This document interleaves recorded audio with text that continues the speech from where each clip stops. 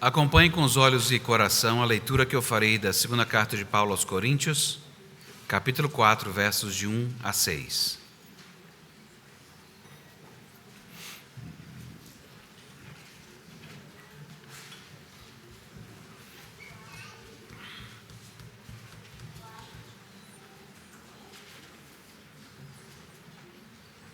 Quando vocês ouvirem alguma diferença na tradução, vocês podem sempre mandar um WhatsApp perguntando, tá bom?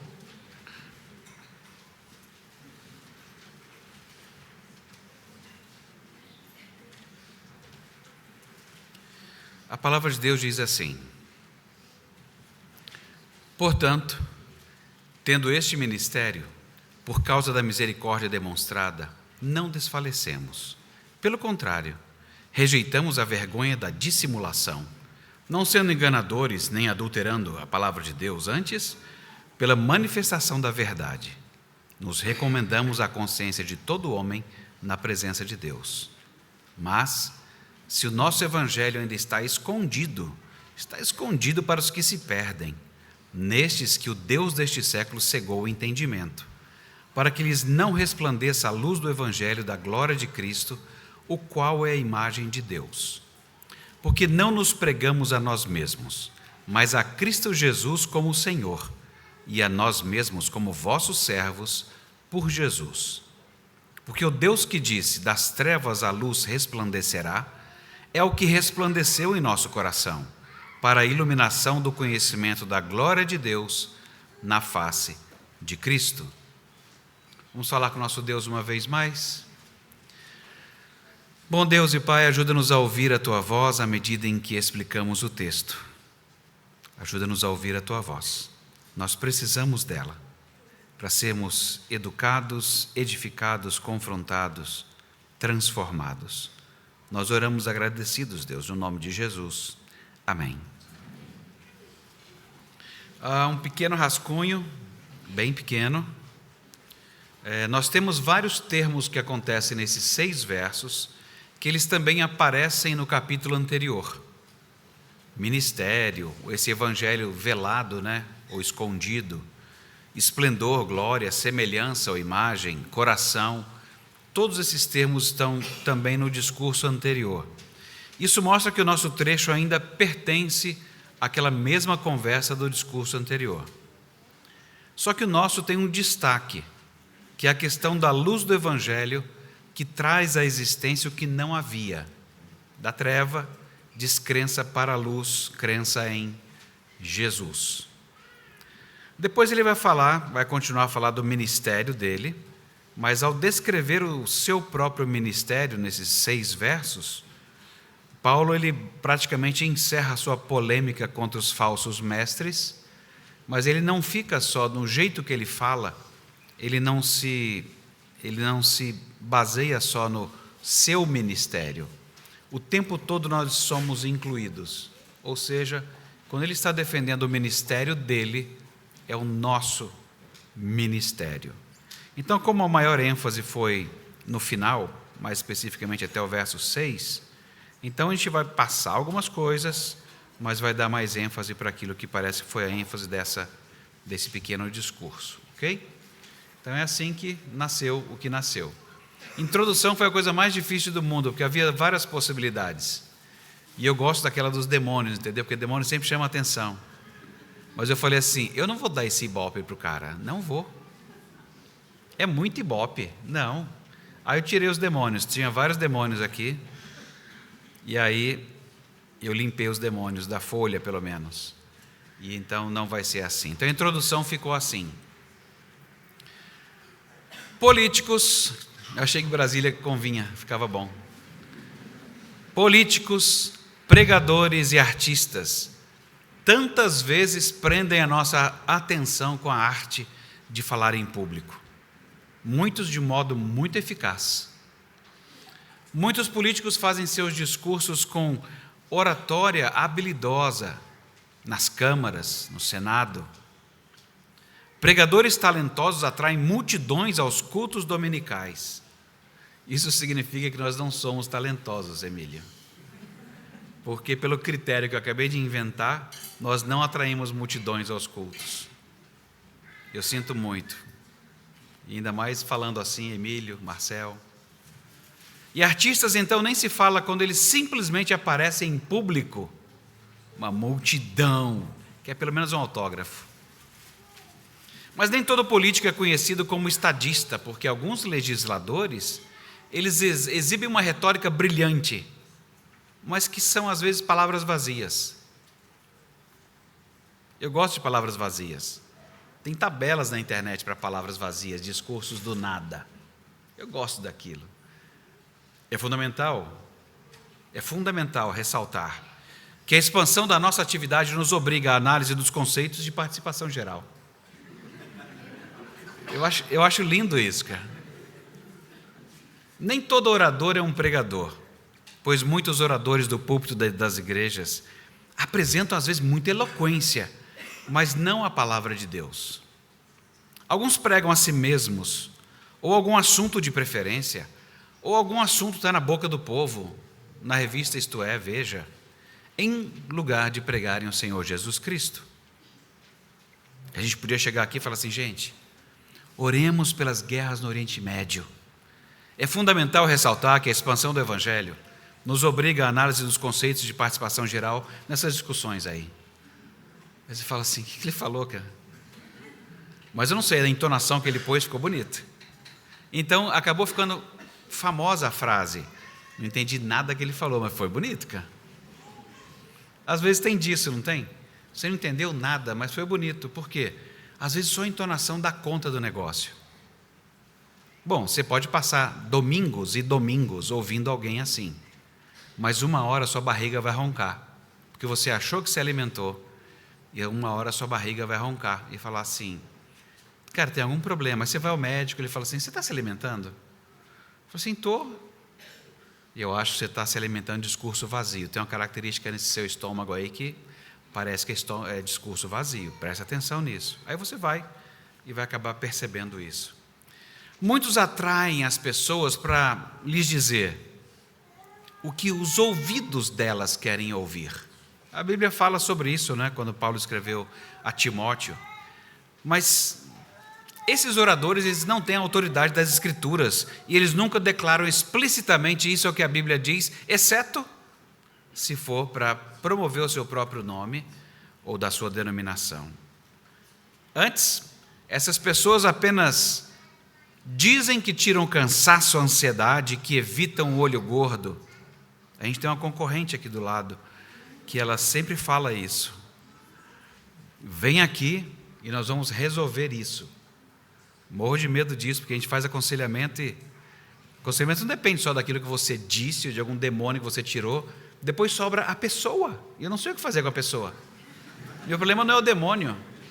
O demônio a gente pode mandar embora. Mas e a pessoa? A pessoa que não quer mexer nas coisas da sua alma. Isso é muito mais difícil. Muitas pessoas querem ouvir apenas isso. Muita gente quer ser aconselhada, orientada por versículos bíblicos apenas, para que funcionem magicamente, sem a participação ativa delas, abandonando o pecado ou sendo mudadas pelo Espírito Santo. Hoje nós veremos como a pregação de Paulo se distingue dos discursos vazios ao anunciar o Evangelho de Jesus Cristo. É isso, e lamento aí, crianças, sem divisão. Nós vamos ver isso.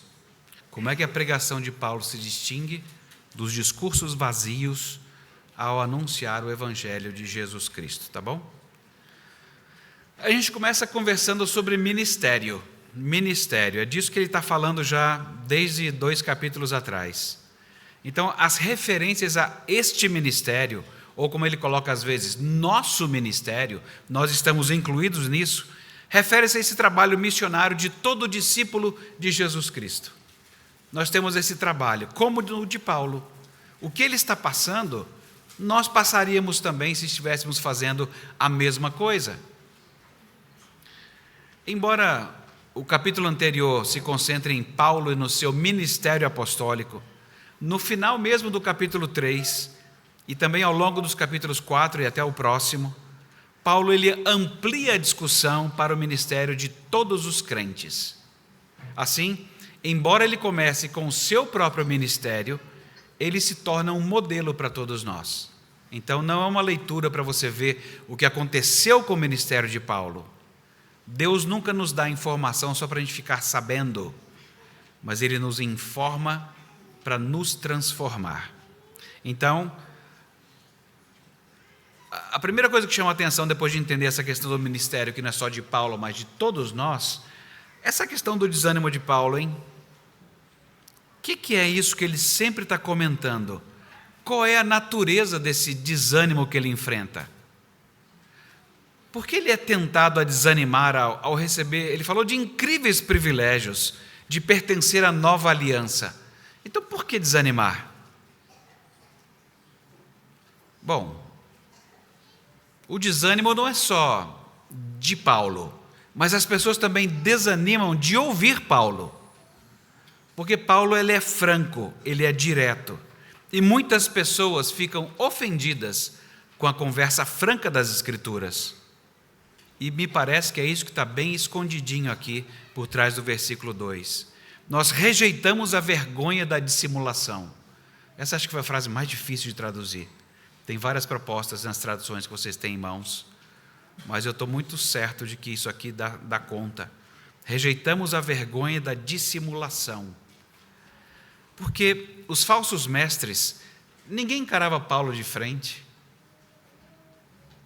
É como às vezes você está trabalhando em algum lugar, está indo tudo bem, e a pergunta, como é que está lá no trabalho? Porque a pessoa sabe que tem muitos problemas políticos. Não é só porque é Brasília, mas é porque é Brasil, é o mundo. É sempre assim. Aí você fala, está tudo bem, o trabalho está indo super bem. Mas você não está sabendo de nada? Eu falei, rapaz, agora você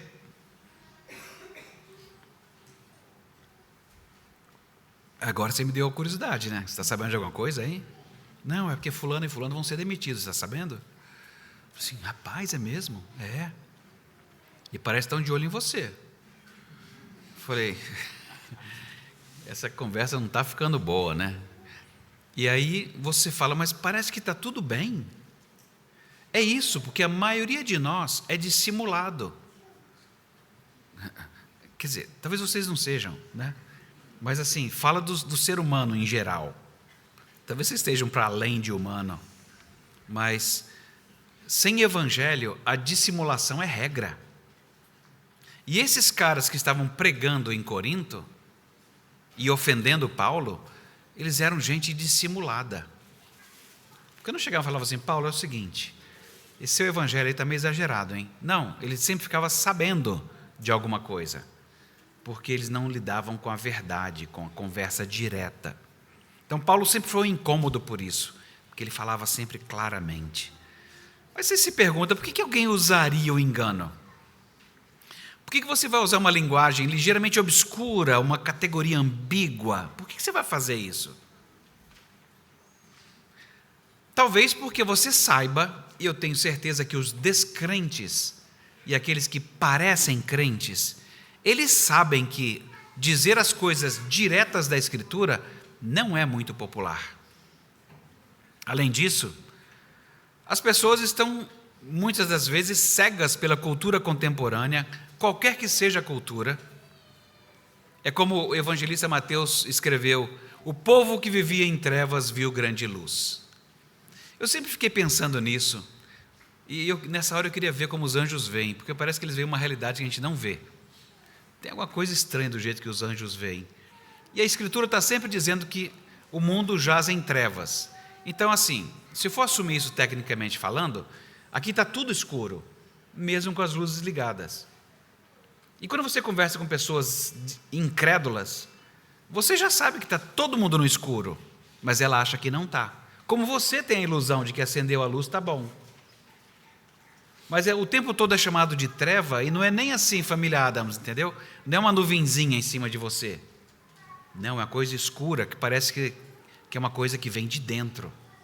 Você sempre pode estar em trevas, desde que você não ouça a voz de Deus e siga um caminho que Ele diz para não seguir. Você acabou de trazer trevas para aquele lugar. É esquisito pensar assim, não é? Mas é isso, você seria o polvo soltando a tinta. Você mancha o lugar. Então, de vez em quando você quiser pecar mesmo, lembra disso, seu povo safado, né? Que você está soltando uma tinta e está manchando o lugar. Só que esse manchando o lugar tem consequências. Paulo está lidando com isso o tempo inteiro, dizendo, olha, muitas pessoas estão cegas pela cultura. E você pode conversar com pessoas devotas por uma religião qualquer, pessoas religiosas, pessoas que entendem o que você fala quando você fala do Evangelho, mas ao final elas não enxergam o Evangelho. Elas entendem o ensino em algum nível, mas não o veem, porque o Deus deste mundo cegou os olhos delas. E você percebe isso quando essas conversas de tolerância e intolerância, ficar discutindo, é tão cansativo, toda essa conversa de o que é mulher, o que é homem, o que é rato, o que é gato, o que é pato e cachorro. Aí você fala assim, cara, será que a gente voltou nas categorias e eu matei uma pessoa sem querer achando que era um pato? E eu ia fazer um pato assado, e a pessoa disse que era um pato, então eu me equivoquei. E aí, diante da justiça, eu vou falar assim, desculpa, mas eu achei que era um pato mesmo. Aí você fala assim, sério? Está parecendo a história do Chapeuzinho Vermelho, né? Você achou realmente que era a vovozinha? Esse engano e esse auto-engano, eles são muito complexos, porque quando você é cegado por este mundo, a lógica vai para o ralo, o raciocínio vai para o ralo, e é isso que a gente tem. Então, a conversa pode, às vezes, terminar no processo judicial. Não é, Senhor? Por que me chamou de Senhor? Eu sou não pronome. Eu não quero ser chamado por pronome nenhum. Eu falei, tá. E o que a gente vai fazer então? Foi que nem um vídeo que eu vi de uma pessoa, uma moça que estava bêbada, dirigindo, foi parada pela polícia. Ela falou assim que não queria sair. Saia do carro, por favor. Eu não vou sair do carro porque eu tenho problema de fobia social. Falei, legal. E eu estou vendo que o senhor é um guarda branco, opressor. E eu falei, meu Deus, isso não vai dar certo. E assim, além disso, eu sou não binária. Eu falei, o que isso tem a ver com estar bêbado e estar dirigindo, né? Mas tudo bem. E aí depois, quando a coisa não estava dando certo, eu sou de descendência indígena. Falei, está só piorando. Uma loira. Aí você fala, tem alguma coisa assim estranha. Ela pode ser que tenha, não quero ter preconceitos aqui, tá bom, gente? Pode ser que tenha. Mas vira uma loucura você tentar. Isso é dito tantas vezes e o tempo todo, que uma hora você vai pensar, como eu pensei lá em São Paulo, essa semana. Deixa eu ver se eu conto isso. Fica gravado, né? Tá. Eu vou contar de um jeito honesto. Teve um dado momento, eu só ia do Jumper, que é onde eu dava aula, pro hotel, do hotel pro Jumper. Então o meu percurso não era muito longo. Mas teve uma hora que eu falei assim, Tarcísio, você está meio solitário. Todo mundo aqui tem um casal e você está sozinho. E assim, mas não é um casal comum. Havia duas coisas diferentes nos casais. Eles, em geral, não eram hétero e esteticamente era diferente. Sabe quando você sai de casa assim? Eu acharia estranho, né? Se eu saísse de casa assim com um croque, com os pompons e com uma meia rosa até o joelho, uma bermuda bem curtinha de homem e o resto, eu raspo a cabeça, aí pinto de roxo a cabeça, não é nem o cabelo.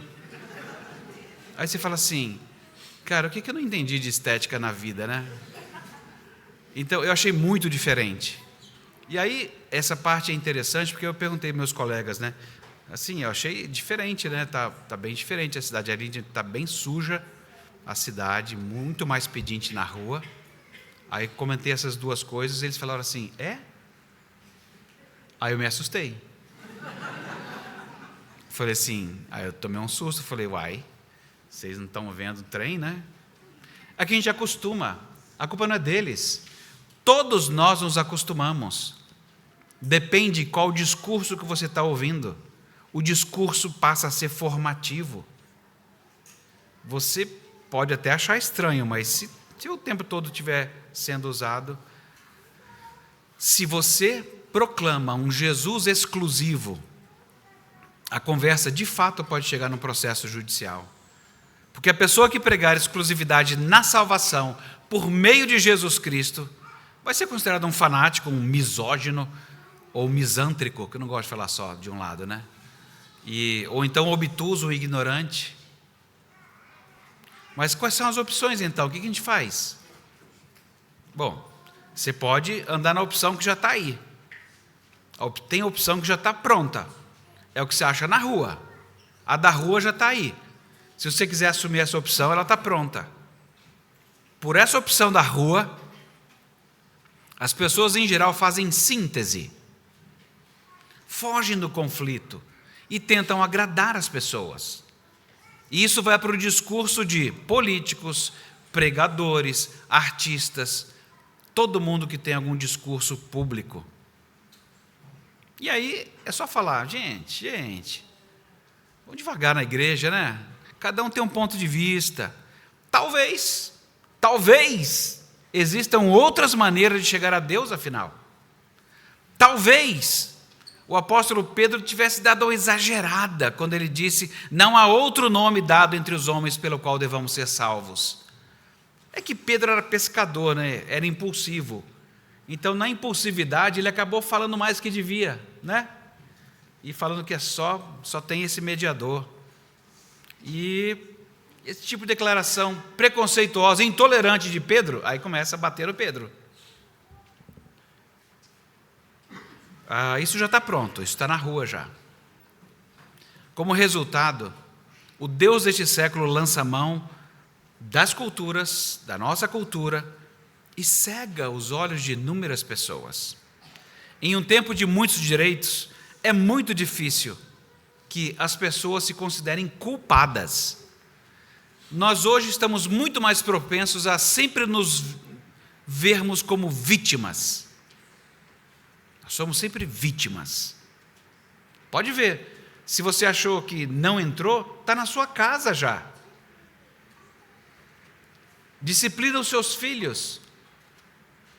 Vê se o discurso deles já não é só de vitimização. É difícil não entrar. Passa pelas paredes.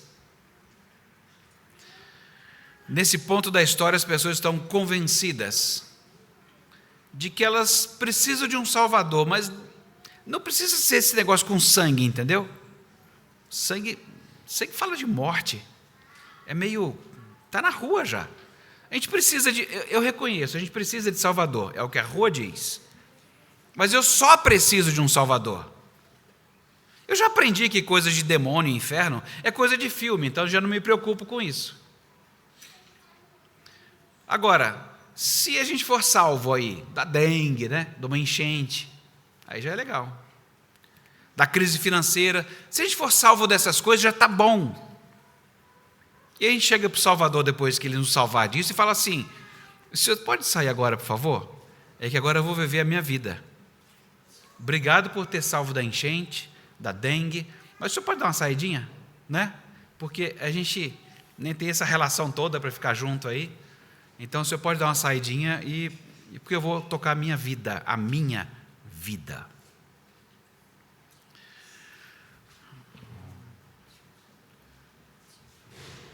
Talvez a gente até diga para um salvador desse assim: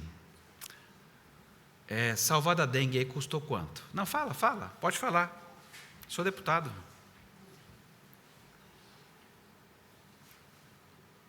Pode falar, eu ganho bem. Diz seu preço aí. Quanto é que eu pago por isso? Fala a verdade, eu não gosto de dever nada para ninguém. A verdade é essa. Meu pai sempre falou isso: eu não devo nada para ninguém, meu filho. Então não vai ser Jesus aqui, eu vou ficar devendo, não. Se ele vier salvar de alguma coisa, eu quero saber quanto custa. Mas me deixa continuar com a minha vida. É claro, gente, essas frases ninguém fala. É só a legenda. É aquela hora que você só fica olhando e a legenda comendo solto aqui, né? É isso que eu acho. O problema de lidar com as falas de Jesus é que elas simplesmente ofendem. Gente, Jesus já sabia disso na época dele. Nós não estamos lidando com nada novo. Você se lembra da passagem de João 8,45? Quando ele fala assim: porque eu lhes digo a verdade, vocês não acreditam. Jesus não deixa barato também, né? Porque eu lhes digo a verdade, vocês não acreditam. Já seria horroroso se isso aqui fosse uma concessiva. Tipo, embora eu esteja dizendo a verdade para vocês, vocês não acreditam. Mas é pior, porque é uma causalidade. Porque eu digo a verdade a vocês, vocês não acreditam. As pessoas sabem o que é um homem, o que é uma mulher, um gato, um cavalo, o que é adequado esteticamente e até o certo moralmente. Todas as pessoas sabem. Tudo que elas não querem é a verdade. Só isso. É pedir muito? Eu só não quero a verdade. Aí fica difícil, né? Porque quais são as opções, afinal? Eu vou contar inverdades para essas pessoas, para elas acreditarem, mas se for assim, eu vou falar uma mentira. E aí, talvez até a pessoa fale assim: nisso eu acredito. Porque ela sabe o que Deus requer. E ela quer fazer o oposto de caso pensado. Mesmo, de vez em quando a gente fala assim: estou levando o evangelho para uns lugares aí que nunca ouviram falar de Jesus, não sabe nada de Deus, nada, nada, nada. Só tem uma coisa que essa pessoa tem em comum conosco: ela foi criada à imagem de Deus. E Deus nunca fica sem testemunho, o que significa que qualquer pessoa criada à imagem dele, Deus já deixou o pré-projeto no coração do que ele espera e o que deve ser feito. E quando a pessoa faz o contrário, faz de caso pensado. Então, eu fico pensando no ministério de Paulo, ou ministério de qualquer um de nós, porque é extensivo. Deve ser, e é, desanimador articular a verdade, pregar a verdade e encontrar pessoas que, além de rejeitarem, no caso de Paulo, o consideravam um fanático de mente estreita, ou no nosso caso, a mesma coisa. Isso é desanimador, não é? Porque você sempre tem aquela expectativa de: rapaz, eu vou falar a verdade e vai bombar. Eu vou falar a verdade e vai todo mundo me seguir. Você não sabe quem foi Jesus Cristo na terra, que falou a verdade, até que chegue a grande multidão e fala assim: crucifica-o. Ou você estava achando que era só abrir a boca, falar a verdade e todo mundo vai te seguir? Nos 3 primeiros séculos da igreja cristã, a igreja era acusada pelos pagãos de ser um povo de mente fechada, muito exclusiva e preconceituosa. Familiar? Quando você lê biografias missionárias, dá uma empolgada, não dá? Eu fui para a China, cheguei lá, preguei, centenas de pessoas se converteram. Eu fui para não sei aonde. Ou então você vai ler lá do Lidório, né, entre os concombas na África, e aí, um monte de gente. Aí você dá até uma sonhada, né? Fala: rapaz, eu vou pregar essa verdade aí também. E aí você fica empolgado e fala assim: vou para minha família agora. Você já foi para o lugar errado, né? Já foi para o lugar errado. Isso é mais difícil do que tribo indígena. Famílias são complexas, você tem que saber com que cultura está lidando. Porque você acha que são a mesma família, quando vocês já se distribuíram em culturas diferentes faz algum tempo. Nem sempre a gente lembra disso. Mas alguém foi empolgado falar com a família, com os amigos, e aí descobre que é muito difícil, e em algumas situações até perigoso, falar do Evangelho. Você às vezes esquece de ler outros momentos da história nos quais a pessoa prega com fidelidade e é quase zero a resposta. Península Ibérica está aí para me deixar mentir sozinho. Nós estamos na série do livro dos reis, o primeiro livro dos reis à noite, não é? Olha que Deus insistiu com o seu povo centenas de anos, chamando-os de volta ao cumprimento da aliança, porque somente Ele tem palavra de vida. As outras vozes, elas prometem liberdade plena, mas acabam sempre escravizando quem os ouve. A nossa referência é o Deus de misericórdia, que insistiu na história por centenas, milhares de anos conosco. O que Deus está esperando depois de Adão? Já se passaram milênios. Por que não acaba com a gente logo? Porque a gente não presta nem para ser condenado. A gente não presta nem para ser morto por Deus. Porque Deus só faz a justiça. E Ele só nos mataria se a justiça dele pudesse ser vindicada. Mas nos matar é tão inútil, porque nós largamos de mão a nossa humanidade para qualquer outra coisa. Nós somos menos que humanos, nós não prestamos nem para sermos mortos.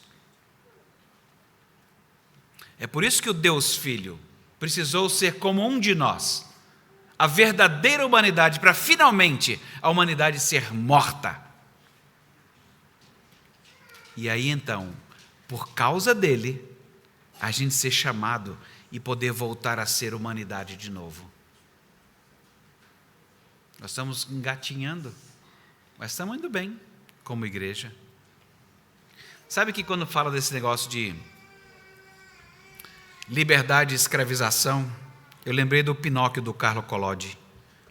Pinóquio, gosto demais dessa história. Demais da conta.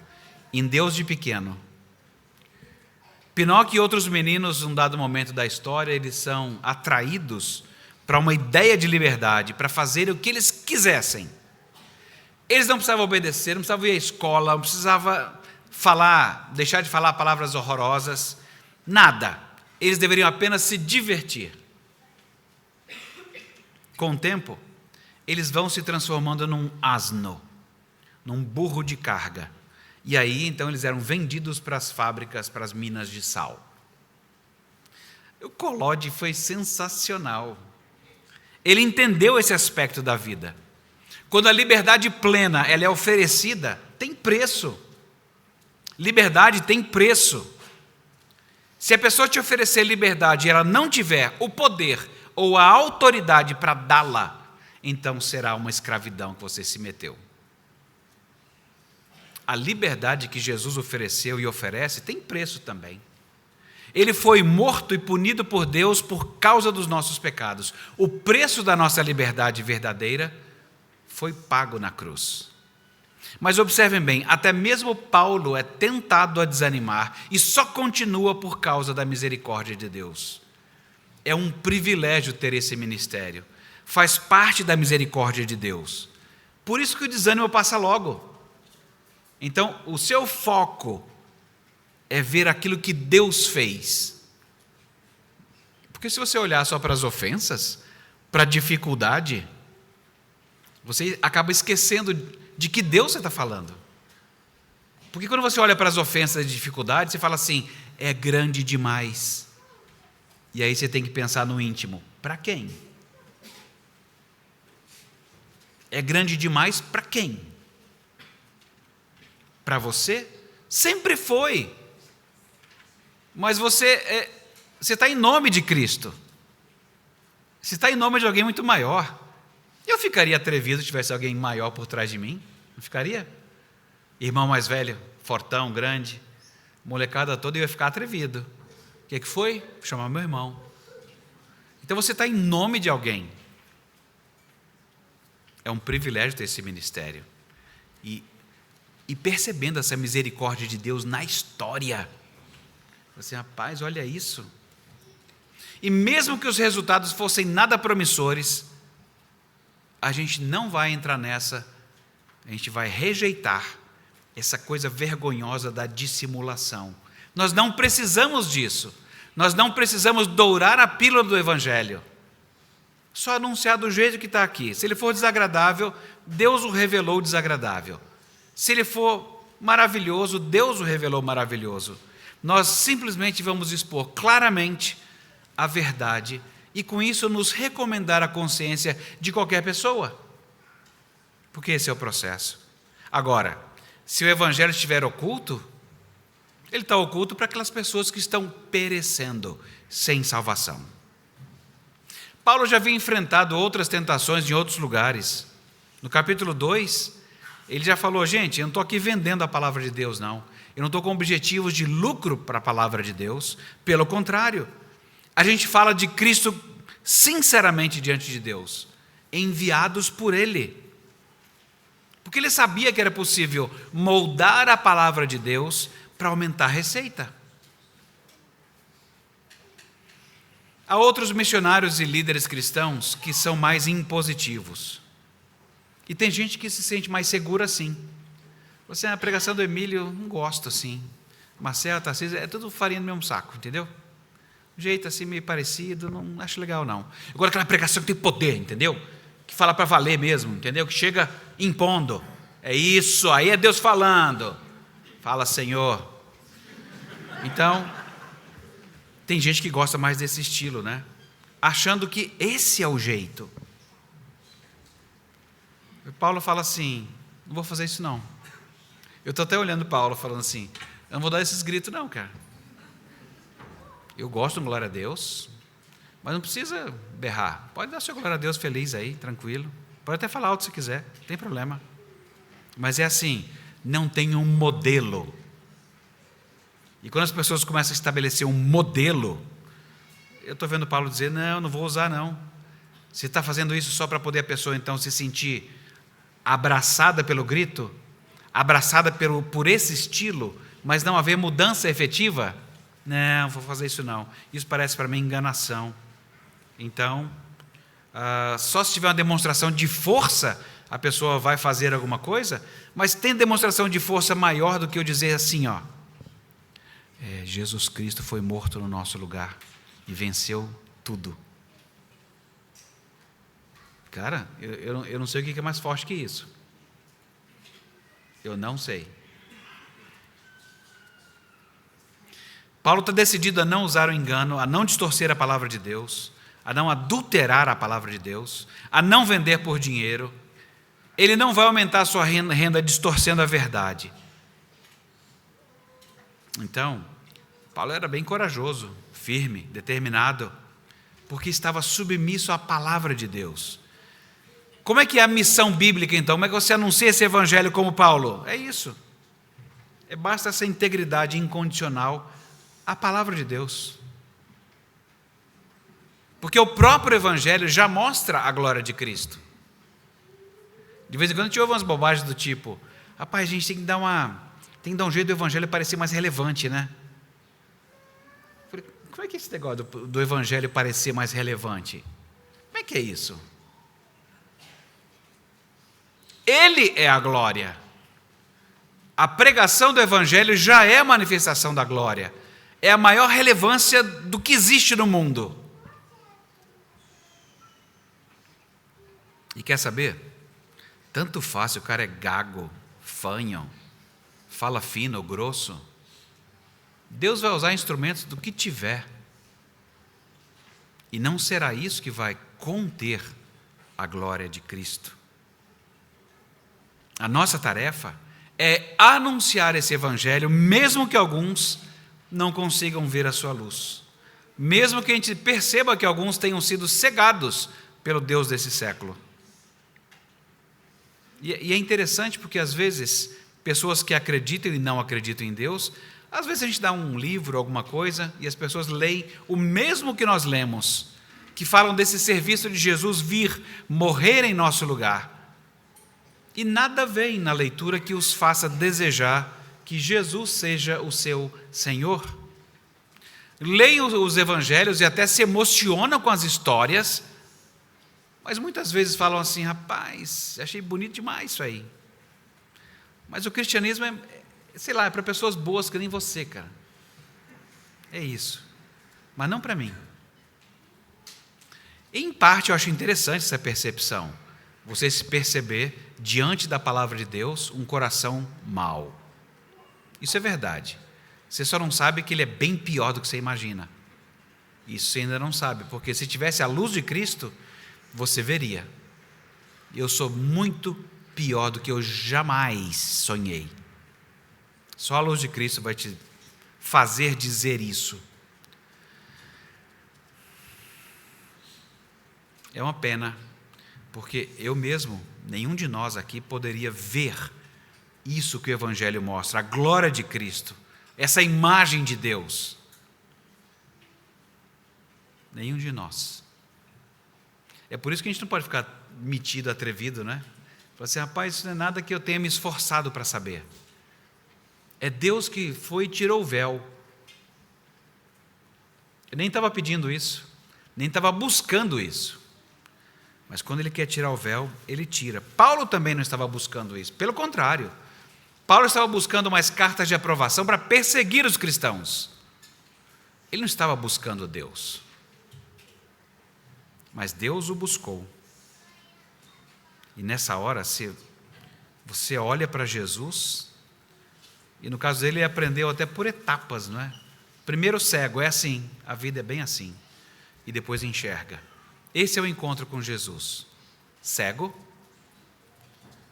Claro, a gente tem que lidar com atrevimento, né? Você está me chamando de cego? Eu falei assim. Teve um amigo meu que falou isso. Eu falei, você está me chamando de cego? Eu falei, estou. Eu só estou te falando que eu sou amigo. Então, eu falei para ele assim, sabe, às vezes, tem lugar no mundo, alguns lugares nesse mundo que ficam alguns meses sem ver a luz do sol. Então, você podia concluir numa visita dessa e falar assim, cara, o sol foi embora. O sol continua lá, mas ele não é visto. Você pode pegar um dia nublado como hoje, ou por muitos dias nublado, e não ver o sol, mas ele está lá. Então você acha que entende as coisas pelo que você vê. As realidades são um pouquinho maiores do que isso. Ele está sempre lá, radiante. Mas às vezes as pessoas estão encobertas. Só tem um jeito, a luz do Evangelho é a única coisa que tira essa nuvem da percepção. A noção de Jesus como imagem de Deus está ligado a essa questão da encarnação de Cristo. Você quer saber como é Deus, quando ninguém consegue olhar para Ele e viver? É por isso que o tempo todo a gente fala assim, olha para Jesus. E olha para Jesus você não vai ver uma pessoa, Ele não está aqui agora. Olhar para Jesus significa dizer, leia tudo sobre Ele na Escritura. Leia tudo sobre Ele, porque esse é um dos modos, hoje, que Deus te faz ver. É tão contraintuitivo, não é? Ver uma pessoa que você não está vendo, e depois de ter visto, você tem certeza que é Ele. Mas como é que Ele é? Não faço a menor ideia, mas é Ele. No livro de Hebreus nós temos que Jesus é o resplendor da glória de Deus. Isso é como dizer que Ele é luz da luz de Deus, Ele é a expressão exata de Deus. Ele não só é o esplendor da glória, Ele é a representação exata do seu ser. E o nosso ministério é apresentar isto. Porque o nosso evangelho está ligado totalmente a quem é Jesus. Ele disse que era Deus juntamente com o Pai. E por isso a gente o proclama como Senhor. E Ele já é Senhor mesmo antes do mundo vir a existir. É verdade, Ele foi morto, Ele ressuscitou do túmulo. O seu sacrifício foi aceito por Deus Pai. Embora Ele na terra tenha se esvaziado da sua glória e agido como servo, Deus o exaltou com o nome que está acima de todo nome, para que todo joelho se dobre diante de Jesus. E aí nessa hora vai ter dois times também, né? Dobrar meu joelho, nada. Não vou fazer isso. E outros nem questionam. Dobram-se. Tudo que nós anunciamos do Evangelho se baseia então nessa morte e ressurreição de Cristo, na sua obra na cruz. Ou seja, nós não estamos falando de Jesus como uma palavra mágica. Sangue de Jesus tem poder. Seria legal, né? Eu gostaria de usar isso. E eu gostaria que funcionasse. Mas não funciona. Aí não funciona porque tem falta de fé. É isso, seu safado. Se você tivesse fé de verdade, funcionaria. Você, não sei, acho que não funciona não. Porque não foi feito para isso, para usar como uma mágica. Mencione o nome de Jesus e você vai ter resposta às suas orações. Isso faziam os enganadores do tempo de Paulo e no nosso tempo. Mas nós não pregamos isso. Nós pregamos Deus encarnado, Cristo crucificado, ressuscitado, vindicado e soberano. De modo que toda a autoridade de Deus é mediada através dele, somente dele, até que todo joelho se dobre. É isso que a gente proclama. Então, essa é uma notícia e tanto, e é disso que Paulo está dizendo. Olha, eu não fico nem chateado com tudo que eu ouço e as não respostas que a gente recebe, porque é disso, isso é glorioso demais para eu não anunciar. Então, Igreja CMA, visitantes, é glorioso demais isso aqui para eu não anunciar essa notícia, porque evangelho é isso, é notícia. São notícias poderosas, boas notícias. E o que você faz quando você tem uma boa notícia? Está sabendo? Ou assim, né? Está sabendo? Assim era antigo, né? Assim, está sabendo? É isso, liga para um monte de gente, está sabendo? Conta para os outros, é o que Paulo espera que você faça com o nosso texto. Não são notícias da época de Paulo, são notícias sobre Jesus, sobre quem Ele é, o que Ele fez, especialmente na cruz, especialmente na ressurreição, na sua ascensão. Porque Ele disse que viria para redimir homens e mulheres de todas as tribos, línguas, povos e nações. E Ele vai constituir uma nova comunidade comprada pelo seu sangue. A igreja do... Desculpa falar de sangue. Eu não queria ofender ninguém. Não, a gente não está nesse lugar, né? Então, ok. Segundo o seu sangue, a igreja do Deus vivo, até que tudo aconteça e chegue novo céu e nova terra. Um lar de justiça e haja a existência da ressurreição para todos que estão em Cristo no último dia. Gente, essa é uma boa notícia. A boa notícia não é creia. Não é boa notícia. Isso é implicação da boa notícia. A boa notícia não é vire a página da sua vida. É claro que você deve se arrepender, mas tudo isso é necessário por causa da boa notícia. A boa notícia é o que Deus fez em Cristo. Essa é a boa notícia. É por isso que há tanta ênfase aqui no anúncio e na pregação, nesse ministério que Paulo chama de ministério. Nós não pregamos a nós mesmos, mas a Jesus Cristo como Senhor. E em consequência disso vem o processo de transformação, vem a obediência da fé, vem o amor à palavra de Deus, essas coisas, as trevas vão dissipando. Ele vai fazendo isso, e você vai amando mais. Porque senão a pessoa fala assim, não consigo fazer isso não. Eu não consigo amar a Deus desse jeito que você fala. Fala assim, nem eu. Do jeito que eu falei, nem eu. Nós estamos de glória em glória, aprendendo a viver fora da escuridão. Tudo isso flui do Evangelho. Então é esse Evangelho que tem que tomar conta da minha e da sua vida. E é isso que nós pregamos. O que anunciamos como notícia é Jesus Cristo e este crucificado. Quem é Ele? O que Ele fez? Especialmente na cruz e ressurreição, para redimir um povo que está quebrado, caído e que vive em trevas. E vocês já sabem, se vocês conseguem ver a verdade, não é porque vocês são mais brilhantes que os outros, ou mais perspicazes, ou porque, sei lá, estão na CMA, ou porque são ocidentais, porque tem orientais aqui, pelo menos no traço. Não é por causa disso, nada disso. É porque Deus iluminou os corações, e Ele faz brilhar a luz nos corações para nos dar a luz do conhecimento da glória de Cristo. E como Ele chama, na glória de Deus, a mesma coisa. Na verdade, essa linguagem é tão interessante quando ele termina, porque ele evoca A maioria dos comentaristas concorda com isso, evoca a criação. Do jeito que está escrito aí, não tem em nenhum outro lugar do Antigo Testamento. Mas foi Deus que disse, haja luz, e houve luz. É Isaías, é Mateus que fala desse momento de treva, e que a luz chegou para... A escuridão não conseguiu detê-lo, ressalta o evangelista João. A escuridão não conseguiu parar a luz. Nós pregamos esse evangelho, mas no final das contas, toda conversão é o resultado de Deus falando novamente, haja vida, e a vida é. E nós somos aqui parte do testemunho disso. Nós estamos aqui adorando a Deus, ouvindo a voz dEle, porque Ele nos chamou à vida, que a gente estava na escuridão.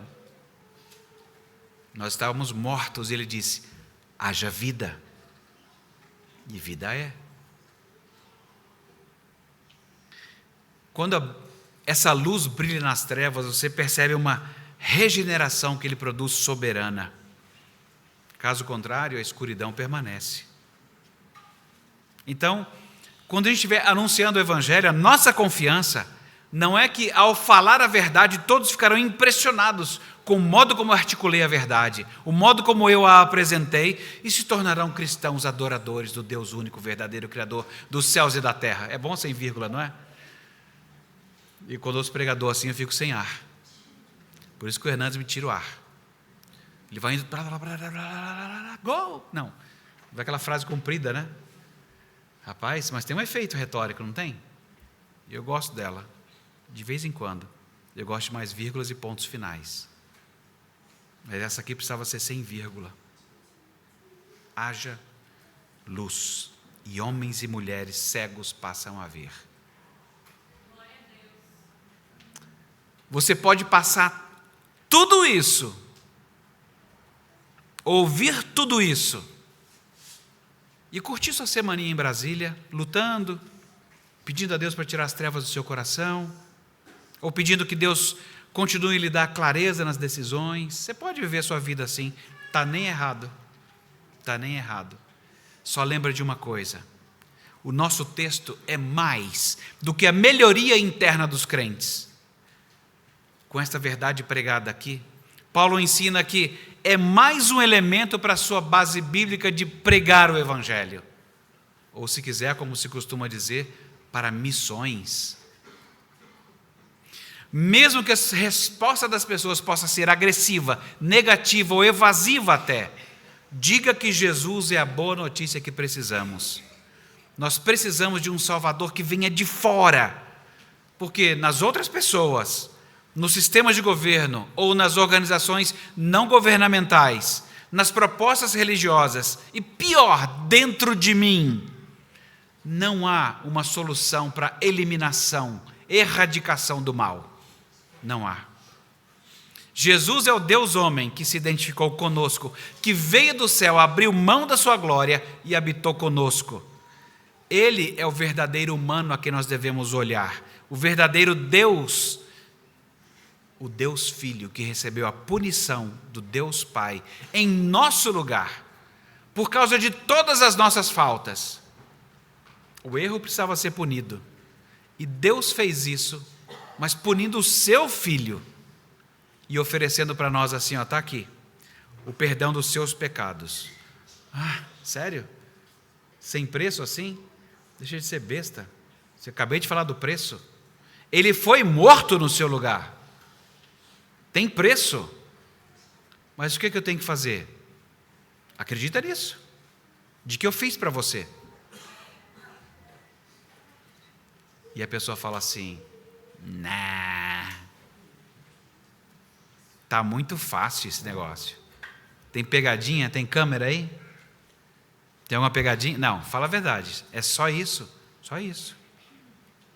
Se você acreditar nisso, o véu vai ser tirado do seu coração. E você vai sentir primeiro uma dor de arrependimento. Porque quando Deus tira o véu, a gente não fica felizinho na hora. Pelo contrário, você tem uma percepção assim de... Bate aquela noção de Deus te dar um vislumbre de você, do seu coração. E aí é dor. Mas essa dor passa tão rápido. A dor é porque o pecado fica claro para você. Do mesmo modo como uma casa, a sujeira fica mais evidente quanto mais luz você coloca. Quer arrumar uma casa mal menos? Não abre a janela. Não acende a luz. Dá uma varredinha, olha e fala, está ótimo. Agora, se você colocar a luz, abrir a cortina, abrir a porta, aí você fala assim, rapaz, parecia que tinha varrido, estava bom. É isso que o Evangelho faz. Mostra que você achou que estava bom, né? Mas não está. Mas imediatamente você então confessa a Deus e Ele te perdoa por causa de Cristo. É uma alegria de... tem medida um negócio desse.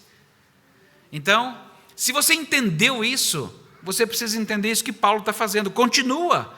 Prega essa mensagem de que há perdão de pecados. A base da sua pregação é a certeza de que o Evangelho mostra a glória de Cristo. Não é o tanto de argumentos que você tem, se você está indo bem ou mal. É a glória de Cristo. Às vezes nós estamos não fazendo o que devíamos, porque você ainda está achando que é a sua presença, que é o seu rostinho, que é o jeito que você fala, o jeito que você convence. Saiba o que Cristo fez e apresente isto, porque Ele é o Evangelho. E Ele tem o poder de tirar, sim, as trevas do seu coração, assim como Ele trouxe luz ao mundo e disse Deus, haja luz. Tum, e a pessoa nasce. Anuncia, vai. É isso que se espera que nós façamos. Paulo não está só defendendo o apostolado, mas está falando do ministério dele sim, e dizendo, esse ministério é nosso. É assim que nós fazemos. Deus nos ajude e nos abençoe. Vamos falar com o nosso Deus uma vez mais. Bom Deus e Pai, obrigado pelo ministério de pessoas como Paulo, que o Senhor levantou lá no passado, e o ministério de tantos outros, Senhor, que o Senhor já levantou na história. Nós estarmos aqui adorando o Senhor juntos, é porque o Senhor também levantou esse ministério para outros, que fez com que igrejas e mais igrejas, pessoas e mais pessoas, tivessem o seu coração trocado, um de pedra por um de carne, e passasse por esse milagre de haver escuridão somente, e ouvindo a Tua voz, haja luz, haja vida. Bendito seja o Teu santo nome, ó Pai. Nós rendemos graças por tantos milagres que nós podemos ver aqui hoje, e por tantos mais que o Senhor tem ainda a levantar. Ajuda-nos, Senhor, a pregar o Teu Evangelho, em Cristo. Amém.